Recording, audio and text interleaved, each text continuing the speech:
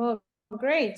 Thank you everyone for their introductions. I just started recording because we have the introduction of our speakers and just presenting about the value of AICP and more about the AICP pilot program. I believe also we will hear a little bit about the membership. And we have here Renee and Diane and Beatriz joining us, I believe all from Chicago. Mm-hmm. Yep. Copy? All right. Yes, which I will go just next week, and I hear that the weather is awesome. So thanks again for being here. If you can introduce yourself and then make some remarks. Sure. Beatrice, you want to go ahead? Well, hello everyone. My name is Beatrice. I'm the Student Program Associate at APA. So all things students, I'm the expert, and feel free to reach out to me with any questions. And yeah, I'll pass it on to Renee. Hi, everyone. So glad you joined this call. We have a lot to go over. I am the Senior Certification Associate. So I'm on the ground with members, assisting them with the certification process. So everything from the exam through the assessment. That said, I want to highly recommend your whatever chapter you belong to of APA. Each chapter has a professional development officer, and those people are very important in your journey to achieve certification. And we could talk more about that in a bit. Diane Landau, I'm the certification manager. So Renee is the front face of APA certification, and I'm sort of the back end of it. So I'm involved with exam maintenance and development, and also working with our fellows as well, and doing some data analysis. So that's who we are. So Ivis, do you prefer like a brief introduction or talk about the 3 steps, 1 path to AICP, or do you want to just open it up to Q&A? However you want to work it is fine. Yeah, I think it would be great if they can hear from you a little bit, then we can open up for questions. Okay. Our website is planning.org/certification. And that would be your first step to begin learning about the steps to certification. It's called 1 Path to AICP. In prior years, we had different ways to achieve certification. It got really confusing for everybody. So now it's a very streamlined process for certification. And, oh, thank you. So our website is the first place you want to go to. And this is the landing page. And you see there's 3 steps. The first step is to register. The second step is to take the exam. And the third step is to submit your professional planning experience once you have obtained it. Our exams are, we have one in the spring in April and one in the fall in October. That's the registration part. And then to take the exam, it's May and November. And then to submit your assessment, step 3, it's June and December. When you take the AICP exam, you could take it any amount of times that you would like. Each time there is a fee to take the exam. I'll mention a little bit about scholarships in a little bit for the exam and for the assessment, steps 1 and 3. But you could take the exam for as many times as you would like. Each exam has a fee associated with it. Once you pass the exam, it never expires. So you can take any amount of time that you would like to submit your professional planning or to earn your professional planning experience. And Ivis, can you scroll up just a little bit? Okay, and then can you click on Are You Eligible to the left? Yep. Oh yeah, just had it. Yeah. Okay, if you could scroll towards the end there. So it sounds like most of you, keep going. Other way, all the way at the bottom. Oh, there we go, that chart there. So it seems like most of you are in a graduate program or a degree program, but even if you have a bachelor's degree, you can pursue certification. If an APA member does not have a degree, they can still pursue certification. We have many members who maybe have worked in the field 10, 15 years, but they don't even have a degree. And that's fine. They could still pursue certification. They would need 8 years professional planning experience versus people who are in a planning accreditation board accredited program, PAB. Those programs require 2 years of professional planning experience. And then you could see by this chart, we have, various levels of experience you need to obtain. Internships do count as long as it's not for credit and it's not a requirement of graduation. So we do accept internships towards your professional planning experience. And if you could scroll up, Ibis, to the top part of the page. For us, it is, required, and also there's credit. Okay. For the internship, unless they do something else. So the first thing, if you're new to, I should mention too, any APA member can take the exam. It does not matter what your education is. It does not matter what your work experience is. Any APA member can take the exam. So if you're a student going through school and you feel you have the knowledge to take the exam, you could go ahead and take it even before you graduated, whatever you prefer. That certification guide there is really your first stop to learning about the program. It has all the details of the program. The next two links, the assessment template and the experience worksheet, that applies to the third step to certification. So I'm not going to really talk much about that because it sounds like more of you are interested in the exam portion for this presentation. The interactive experience calculator, let's say you worked a job for 6 months for 2 years, and then you had a job for 3 years full-time. You could use this experience calculator to help you determine how much professional planning experience you have. Once you have earned all your experience, remember, you can then do step 3, which is the assessment. And the planning curriculum worksheet, this is for non-PAB programs. So programs that are not accredited by the Planning Accreditation Board. If it's considered a planning degree for the purpose of AICP certification, you would need 3 years experience instead of the 4. That was the chart that I showed you earlier.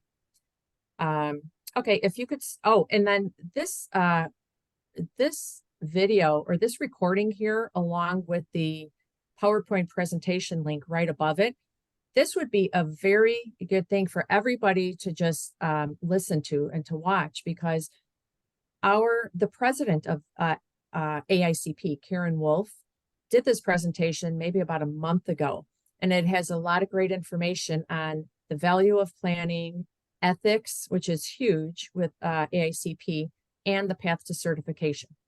And that link above, that's the PowerPoint presentation to go with this recording here. So this would probably be very helpful to all of you too. Oh, and I see you hovering near our FAQs. Ibis, if you could scroll up just a little bit. Yeah. Here. Okay. Yeah. There. So that link also to the left, if you go, okay, perfect. So the menu to the left also has this link for the FAQs. We update these regularly based on the emails and the customer service tickets and the surveys that we have. So a lot of your questions also can be answered by reviewing these FAQs. They're very helpful, I think. So basically, that's an overview. You have 3 steps. The first one is registration. The second step is taking the exam. And the third step is to submit the assessment. So I'm happy to answer any questions or go into more detail if anyone would like some more information.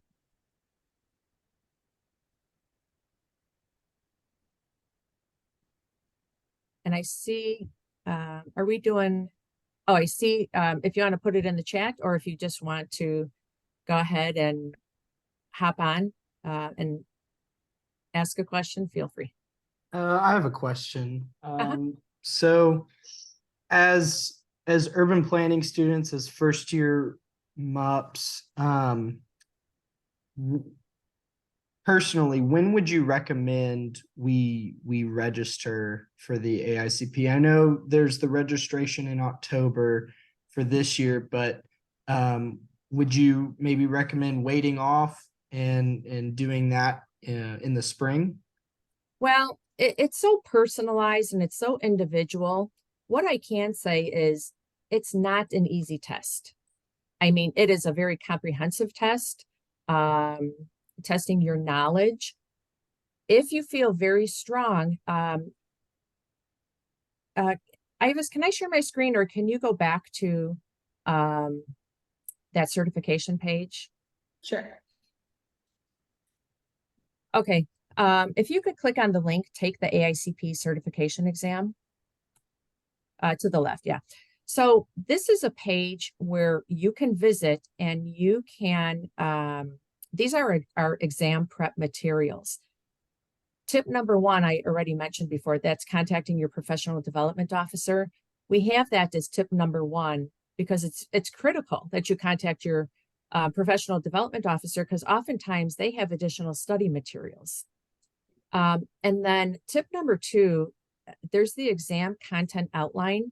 That would be pretty valuable to review prior to you scheduling and taking the exam, because you can review that outline to see, are you strong in all the areas? There's 9 content areas. Are you strong in all 9? Do you feel comfortable? Or do you feel like you need a little more studying for one of those areas? That's why I can't really say, you know, hold off on taking the exam, or, you know, a year, 2 years, whatever, because it's really an individual thing. And then if you scroll down a little bit, we have some exam prep videos. This was done by the Illinois chapter. One area does not have a recording, but the others do. So this would be very helpful. Tip number 4, we have some great materials by other chapters of APA. Ivis, would you mind clicking on that one? So the Florida chapter, all these chapters have excellent information, and that would be very helpful to you also. And then 5 and 6, those are just additional resources and familiarizing yourself with the exam. You know, good to review that also. One thing I'd like to come back to is the scholarships. So Ivis, up to the left, if you could go back to that eligibility page, are you eligible? Yeah. And then scroll midway down. So each, yeah, right there.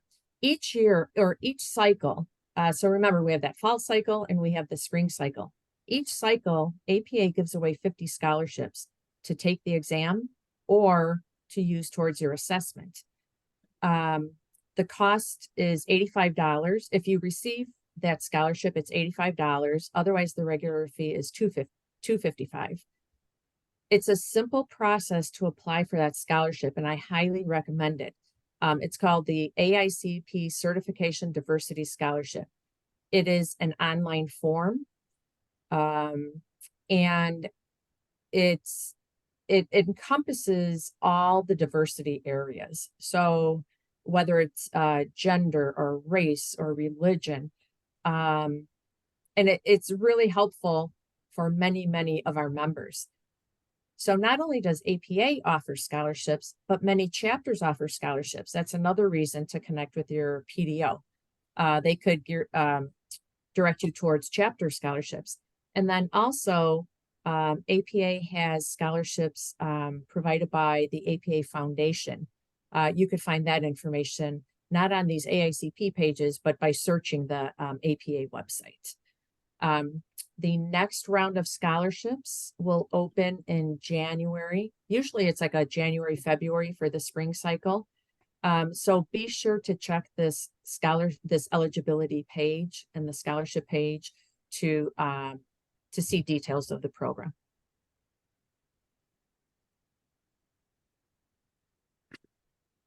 I have a question. Mhm. Is foreign country experience is counting for the professional experience? Yes, it does. And if you were, we have a lot of members from Canada who are certified through their organization. It's called Canadian Institute of Planners, CIP. And they did all the certification steps to obtain certification in Canada.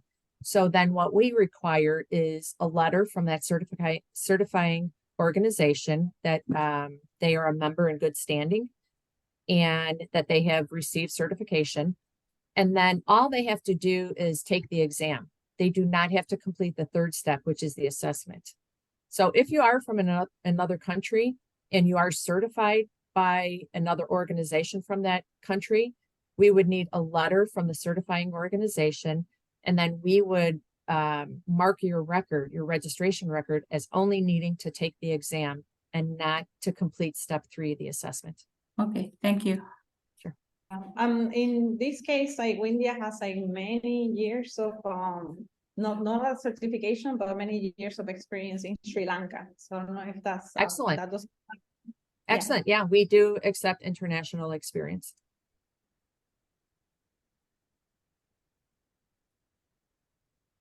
And when we were going through those pages, there was the page, those eligibility documents. One of those documents on the page is the actual assessment that you fill out in step 3.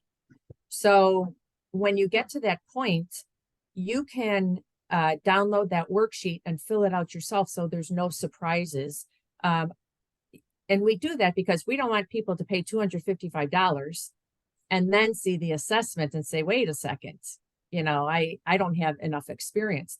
So we provide that template. It's called the template, experience assessment template. We provide that template for you so you can review it. Not the worksheet. Well, the worksheet will help you determine, this will help you determine if your experience is considered professional planning. But then we also have the template on the eligibility page. Go up to the left. Perfect. Are you eligible? And then that template there, experience assessment template. This is the actual assessment. And so you can download this, fill it out. And then if you feel like you're ready to, with all your experience, you can go ahead and submit it.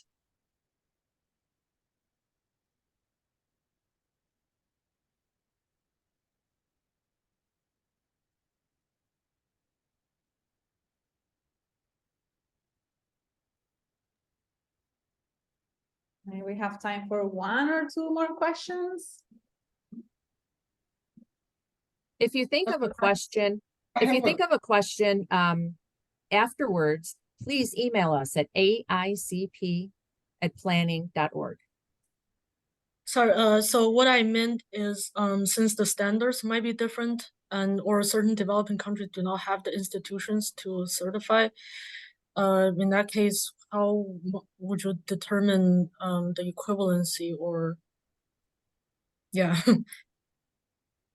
Well, one, you have to take the exam. So that's comprehensive knowledge of planning.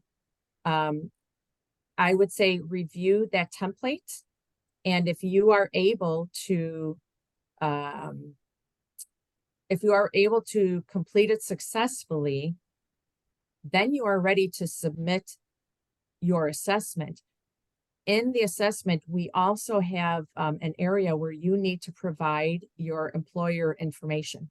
And if it's a past employer, maybe your manager no longer works at the organization, that's fine. You could put in the HR director's contact information, but we do require employer information.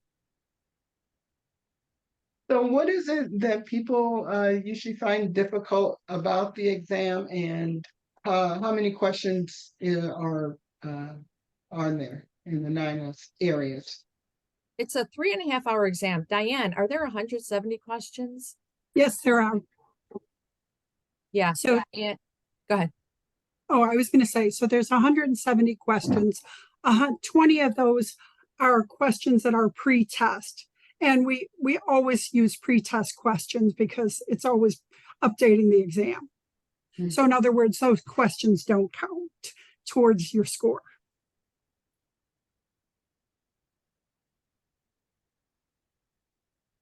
But in general, where do most people, you have not a very high pass rate, so where do most people usually have trouble in general?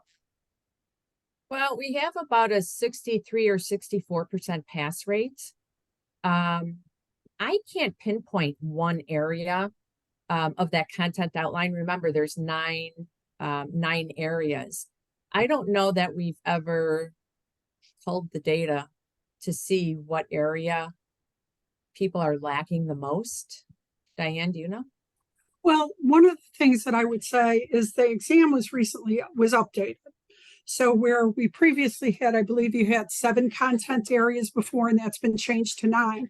So this is relatively recent. We're still collating some of that information. When I'm starting to look at the data, I haven't compared specific areas at this point. I actually don't think that 63 to 64% is really that poor of a rate of passing compared to some of the other certification exams I might have had experience with, but that's an opinion. I've certainly seen them where it could be in the 50s. So I think that's not a bad mark.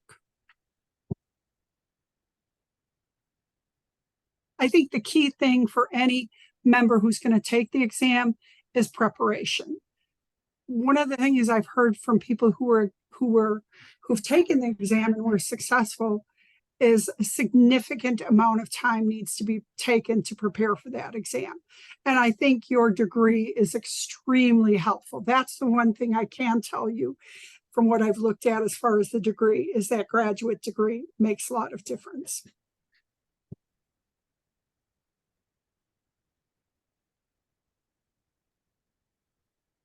Well, thank you very much. I want to be also respectful of the time that we set, which is kind of like short. So thank you again so much for being here and just like talking to our students about the importance of the AICP and considering to take it while they're students. So I posted already here the email, so which is AICP@planning.org if people have more questions. Again, thanks so much for your time and for the work that you do.